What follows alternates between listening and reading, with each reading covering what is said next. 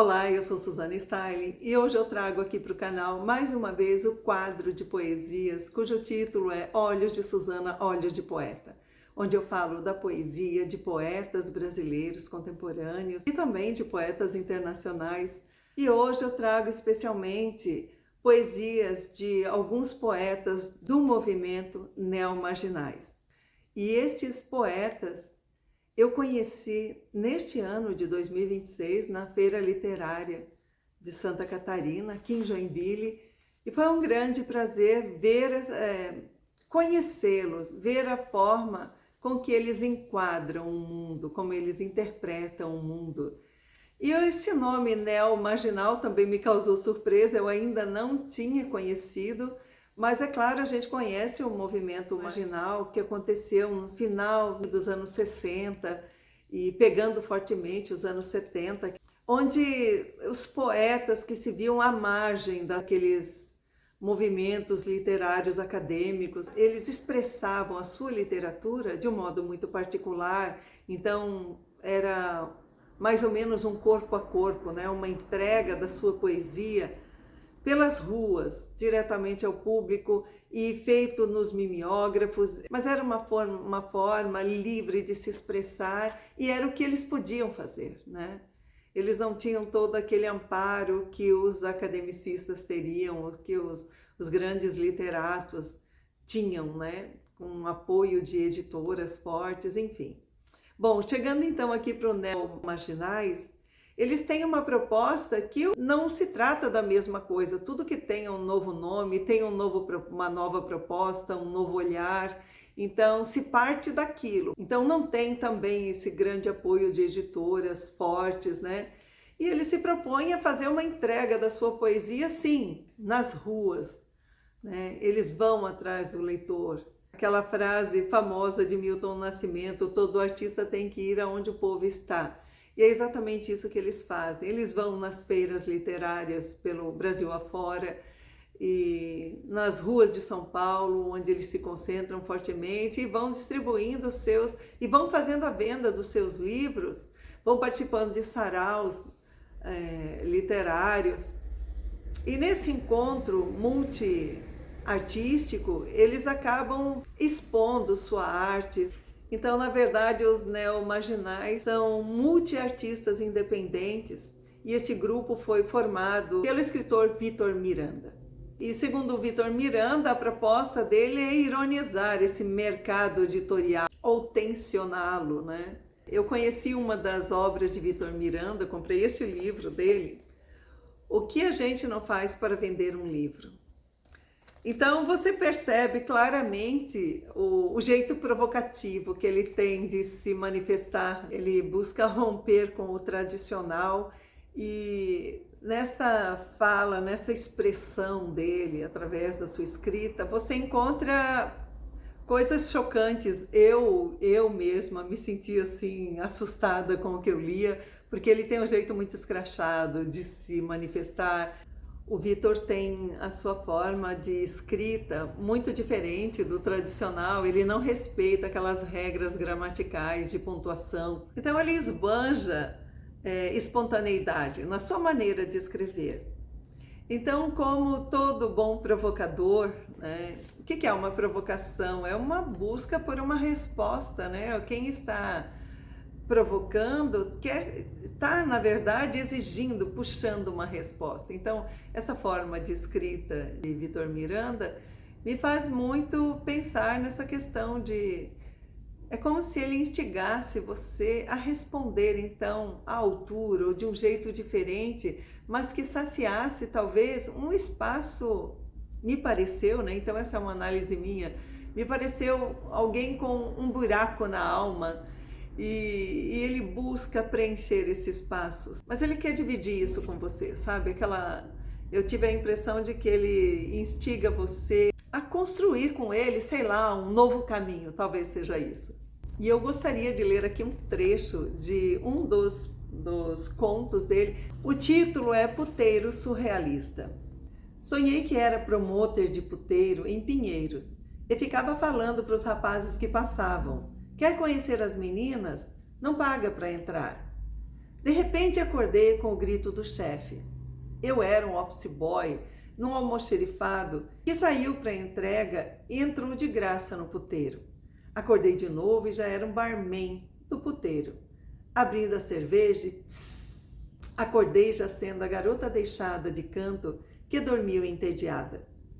Então, assim, ele escreve realmente o que lhe vem à mente, sem ter aquele chamado filtro, né? E o que eu estou falando não é absolutamente uma crítica, é apenas uma constatação do que eu estou vendo aqui no livro de Vitor Miranda. Essa espontaneidade dele, essa não preocupação com a palavra, se vai afrontar ou não o seu leitor, essa não é uma preocupação dele. Ele quer expressar o que sente. E aqui eu tenho outro livro do poeta Ícaro Marx, cujo título é Alguns Cometas Perdidos em Teus Lábios. Também é um neomarginal que eu conheci nessa mesma ocasião em que já falei de Vitor Miranda. E o que eu encontrei aqui em Ícaro é uma escrita já, me pareceu mais filosófico, os poemas dele.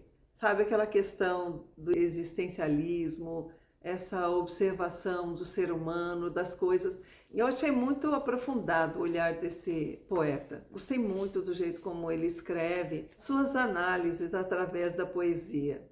E é perceptível a necessidade que Ícaro Marx tem de expressão exata da palavra, sabe, da potencialidade da palavra, como ele escolhe essa palavra para chocar, né, o leitor. E eu vou ler uma poesia dele, aqui da página 9 do seu livro Alguns Cometas Perdidos em Teus Lábios. Tornar o espírito ainda mais faminto e paradoxalmente leve, para que a elevação seja a pavimentação diária. Destruir os muros entre todos nós, desobstruir nossa escuta cotidiana, enfrentar aquilo que San Juan de la Cruz chamou de a noite escura da alma, com persistência e nobreza, a ternura da força. Então são poemas breves, mas é aquilo com potência no que diz. Eu gostaria de ler também um outro poema que tem aqui na página 26 deste livro, que diz assim: o desejo possui sua própria ordem, que não é o caos e nem a ordem como pensamos conhecer. A imaginação possui a chave para destrancá-lo. A poesia o elabora com cinzéis impossíveis. E na mesma página ainda existe um outro poema que diz: a quem escreva o deseje a partir de suas próprias faltas, prefiro escrever a partir dos meus excessos. Esse livro é recheado de pequenos poemas, pequenos grandes poemas. Chamou a atenção como ele publicou este livro, tá vendo? A capa dele lembra muito um caderno de brochura. E é óbvio que é intencional, eles têm essa, os neomarginais têm essa intenção, né, de fazer a coisa diferente, de não ter apenas a linguagem periférica, mas mesmo a edição, a publicação, tudo aqui esbanja essa alma periférica, né? E para finalizar sobre Ícaro Marx, eu gostaria de ler também o poema dele que diz assim: acho que a razão é a coisa mais demodê e marginal que já existiu. O mundo e as pessoas nele incluído sempre foi moldado, dominado, esculpido, ou melhor, destruído pela loucura. A loucura é quem move, delimita e interpreta a história desde que saímos da caverna. E agora eu gostaria de apresentar o autor Mateus.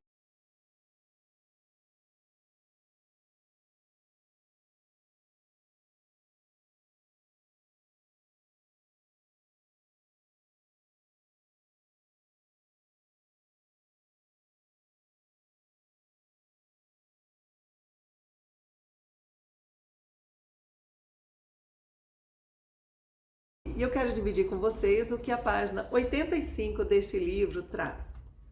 Quando você chega, nem sei se é um assalto. Imediatamente levanto os braços e em seu abraço me rendo. Um outro poema de Mateus Martins, da página 75, diz assim: rodeado de pessoas, mais de uma centena de amigos, eu sozinho sem você. Então, eu fui, ao longo deste livro, eu fui selecionando tantos poemas bonitos, assim, tantos poemas que Mateus escreveu que dialogou muito bem comigo, que eu teria, assim, muitas páginas aqui para ler para vocês. Enfim, tem muita coisa aqui boa, boa demais. E uma poesia tocante na página 55 para o meu irmãozinho Daniel, que nos deixou uma imensa saudade. O pequeno poema que diz: uma gota de saudade escorreu dos meus olhos. Esses são os poetas e escritores neomarginais que tive a honra de conhecer no ano de 2026 e que venho acompanhando-os agora através das redes sociais, vou acompanhando seus trabalhos e é sempre incrível a gente conhecer nova forma de escrita, novos olhares para o mundo, novas formas de dizer mais do mesmo. Então, como é de praxe aqui no canal, eu vou ler agora um de meus poemas para finalizar esse quadro. O título é Velha Bacia Amarela, deste meu novo livro, cujo título é 74. Ele é um livro de prosas poéticas. Eu lanço ele agora no dia 8 de agosto de 2026, no espaço do Instituto Internacional Juarez Machado, aqui em Joinville. Bom, e aqui na página 33 vocês vão encontrar o poema, uma prosa poética com o título Velha Bacia Amarela. Nem era uma bacia, era uma peça de porcelana com alças pequenas, tipo caçarola. Pequenas florezinhas contornavam seu abaloado corpo. Também não era amarela. Era de um branco que o tempo manchara de cores passadas, feito as do papel de coar café. Nem a peça nem a cor são as reais na minha mente, mas as identifico assim. Olho para ela agora e, francamente, sei que não é como a imagino. Ela é como realmente é.